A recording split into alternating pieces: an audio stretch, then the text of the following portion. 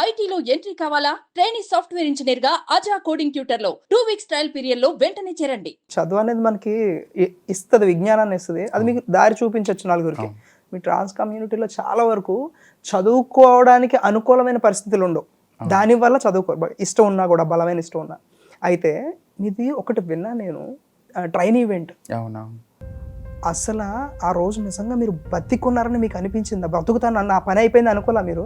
Almost నా పని అయిపోయింది అనుకున్నాను ఆ రోజు. అయితే ఏమైందంటే అందులో నేను ఆల్రెడీగా నా పని అంటే వాళ్ళు ఎలా ఏం చేశారంటే వాళ్ళు ఇలా ఈ కొంగు చీర కొంగు ఉంటుంది కదా, ఇలా పట్టేసి చంపేద్దామని చూసారు. అంటే వాళ్ళు చంపేద్దామని అనుకుందాం, నాకు తెలియదు ఆ విషయం. నాకు వాళ్ళు గట్టిగా నేను గొడవ చదువుతా మనం పారిపోదామని చూస్తాం అక్కడ. అంటే అంతమంది మధ్య మనం పోరాడలేం కదా.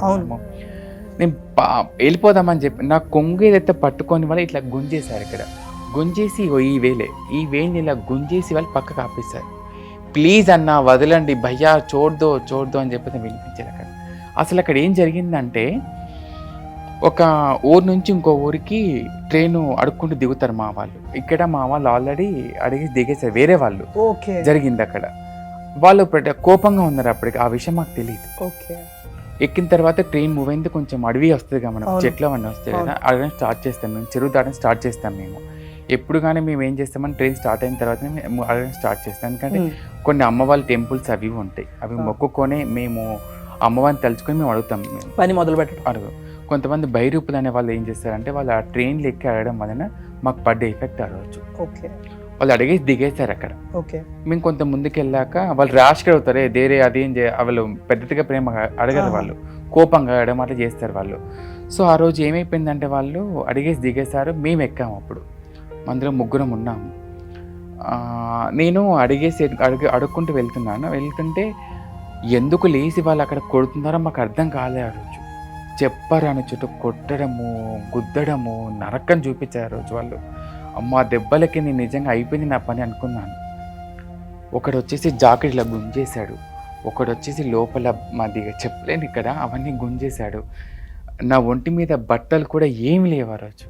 అసలు నేను చీర ఇలా పట్టి గుంజేసి నా మొబైలు తర్వాత అన్నీ అసలు ఎక్స్పెక్ట్ చేయలేదు అవుతుంది అని చెప్పేసాను కూడా. ఇందాక మీకు చెప్పినట్టుగా ఒక ట్రాన్స్జెండర్ పొద్దున భిక్షాటనకి వెళ్ళేటప్పుడు తిరిగి వచ్చేటప్పుడు సేఫ్గా వస్తాను నమ్మకం ఉంటుంది.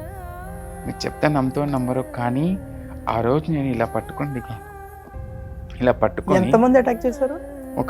అందులో ఒక భోగిలో చాలా మంది, క్రౌడ్ బాగా ఉంది ఆ రోజు.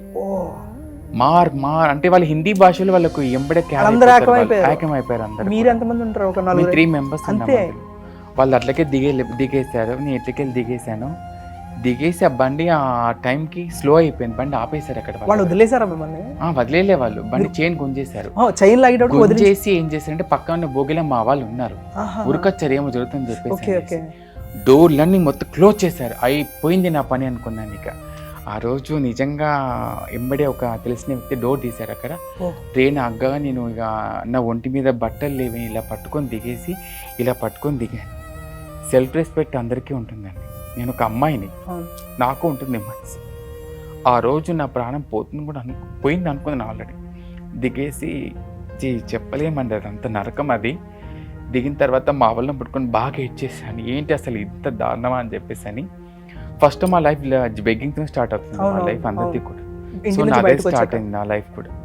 అన్ని బాధలు పడ్డాను ఆ రోజు. ఒళ్ళంతా నొప్పులు, ఎక్కడ పడితే అక్కడ కొట్టడము, చెప్పండి గిచ్చడము, ఎక్కడ పడితే అక్కడ ఎవడక్కడ ఏం చేసినా తెలియదు అప్పుడు మాకు. వాళ్ళ సైకాటిక్ ఆనందం వాళ్ళది.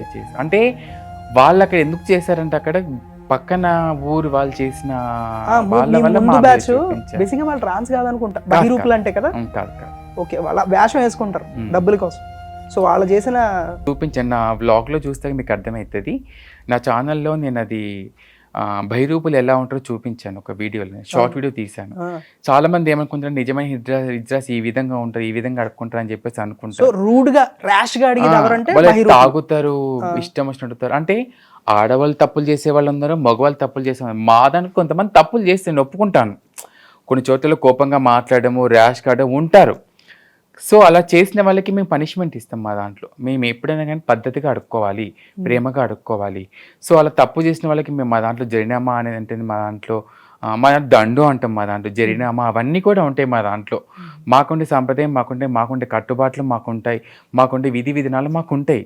ఆ పద్ధతులు ఎవరు దాటద్దు, అవి కూడా అలాంటివి కూడా ఉంటాయి. ట్రైన్ ఈవెంట్ లో దేవుడి దేవాలు ఎవరో డోర్ తీసారు, మీరు బయటకు పడ్డాను. తర్వాత ఇంకా హెల్ప్ చేసి మళ్ళీ హాస్పిటల్ తీసుకెళ్ళి ఆ రోజు అంటే ఎవరు మా పక్కన అమ్మాయి చున్నీ ఉండి ఒకటి, ఆ చున్నీ కట్టుకొని ఆటో అంటే ఊరి మధ్యలో కదా అది, అక్కడ నడుచుకుంటూ పట్టాలం పట్టుకొని నడుచుకుంటూ వెళ్ళాం, పొలాలు పట్టుకొని నడుచుకుంటూ వెళ్ళేసి అక్కడ ఒక ఆటో అబ్బాయి దొరికింటే గేట్ వస్తాయి కదా, ఒక అబ్బాయి ఆటోలో ఎక్కి ఆ అబ్బాయి కొంచెం నాకు అందనట్టు మా వాళ్ళతోని ఏందక్క ఇట్లా ఎందుకు ఇలా అని చెప్పాము, ఇట్లా జరిగింది అనగానే పాప అబ్బాయి వెంటనే మా ఆటో ఎక్కించుకొని మా ట్రాన్స్పోర్ట్ వ్యక్తులందరూ కలిసి హాస్పిటల్ తీసుకెళ్ళి. మీరు మీ కమ్యూనిటీలో చాలా మంది మీరు ఇంటర్వ్యూస్ తీసుకుంటారు, చాలా మంది కమ్యూనిటీలో. రీసెంట్ గా ఒకళ్ళు మ్యారేజ్ చేసుకుంటే ట్రాన్స్ చేశాను, ఆవిడని ఫస్ట్ మీరే ఇంటర్వ్యూ చేశారు, తర్వాత చాలా మంది చేశారు. అండ్ కంగ్రాచులేషన్స్, అదే topest viewed highest viewed video మీ దాంట్లో 2.1 మిలియన్ 2.3 మిలియన్స్. అండ్ ఏం జరిగిందంటే అక్కడ నాకు ఫస్ట్ పెళ్ళే చాలు అయింది వాళ్ళకి, పెళ్ళయ్యే వాళ్ళకి అంటే ఒక 1 వీక్ అయిపోయింది ఆల్రెడీ. నేను ఎందుకు అనుకున్నానంటే వాళ్ళకి జెండర్ చాలా హ్యాపీగా అనిపించింది. చాలా మంది మమ్మల్ని ఏ పరంగా అంటే ఈ పరంగా వాడుకోవడము, వదిలేయడము, డబ్బు ఆశించి అన్ని చేస్తున్నారు. సో ఈ జనరేషన్కి మా ట్రాన్స్జెండర్స్కి ఒక మంచి ఉదాహరణ వాళ్ళు. సో నాకు ఇమీడియట్గా కాల్ చేసాను వాళ్ళకి, అమ్మ ఇట్లా మాకు ఇంటర్వ్యూ అవకాశం కావాలి మన ఛానల్కి అంటే, ఆ అమ్మాయి ఇమీడియట్గా రా అమ్మ వచ్చేసే అని చెప్పేసి నాకు వెల్కమ్ చేసింది అమ్మాయి. సో వాళ్ళు ఫస్ట్ టైం అనుకున్నారు వాళ్ళు ఇవ్వచ్చా ఇవ్వద్దా అని. పాపం నేను వాళ్ళకి కౌన్సిలింగ్ ఇచ్చాను, చెప్పాను వాళ్ళకి అమ్మ సో ఇలా అంటే వాళ్ళు అన్నారు ఏమన్నారంటే, నీ ఛానల్లో మన ట్రాన్స్జెండర్స్ పైన జరుగుతున్న బాధల్ని చూపించావు, మన అవమానపడ్డ బాధల్ని చూపించావు, సక్సెస్ని చూపించావు, కొన్ని అచీవ్మెంట్ చూపించావు, అన్నీ చూపించావు. ఇది మాకు అచీవ్మెంట్ మంచిది, ఎందుకంటే మేము చాలామందికి ఇన్స్పైర్ కావాలి అని చెప్పేసి అని వాళ్ళకు నేను కౌన్సిలింగ్ ఇచ్చాను. ఎందుకంటే చాలామంది చాలా చిన్న పిల్లలు అండి ఊరేసుకొని చనిపోవడము దారుణం. అది ఇప్పుడు ప్రేమిస్తున్నా అని చెప్పేసి అంటాడు వాడు, పెళ్లి చేసుకున్నా అని మాటిస్తారు వాడు, అన్నీ అయిపోయిన తర్వాత ఫోన్ స్విచ్ ఆఫ్ చేసి పెట్టేస్తాడు, నెంబర్ బ్లాక్ అన్నీ అదే చేయడం వాడు. అవన్నీ ఇప్పుడు అలా చేశారు. ఆ అమ్మాయి ఏంటి వస్తాడు కావచ్చు అని చెప్పి అనుకుంటుంది. వాడు ఫోన్ చేస్తే ఏమంటాడంటే, నువ్వు నాకు వద్దు, మా ఇంటి సంబంధం చూస్తారు, పెళ్లి చేసుకుంటా అని చెప్పేసి అంటారు. ఇంతకు మీరు క్వశ్చన్ వేశారు కదా, పెళ్ళైన అబ్బాయిలు మిమ్మల్ని ఉండాలి అనుకుంటున్నారు, మరి మీరేమంటారు అని చెప్పేసి అని. వచ్చే అబ్బాయి ఎలాంటి వాడైనా సరే, మమ్మల్ని ప్రేమగా చూసుకునే అబ్బాయి అయితే ఎవరైనా సరే మమ్మల్ని ప్రేమగా చూసుకోవాలి. మాకు ఒక పూట భోజనం అంటే చాలు, మాకు పొట్టకూటికి భోజనము, మాకు బట్ట, ఒక గూడు, ప్రేమ అవి ఉంటే చాలు. మాకు ప్రాణం పోయేంతరకు ఆ అబ్బాయి చేవి మేము వదులుకో, అంతే కదా కావాల్సింది. ఏ అమ్మాయికైనా అదే కోరుకుంటుంది కదా.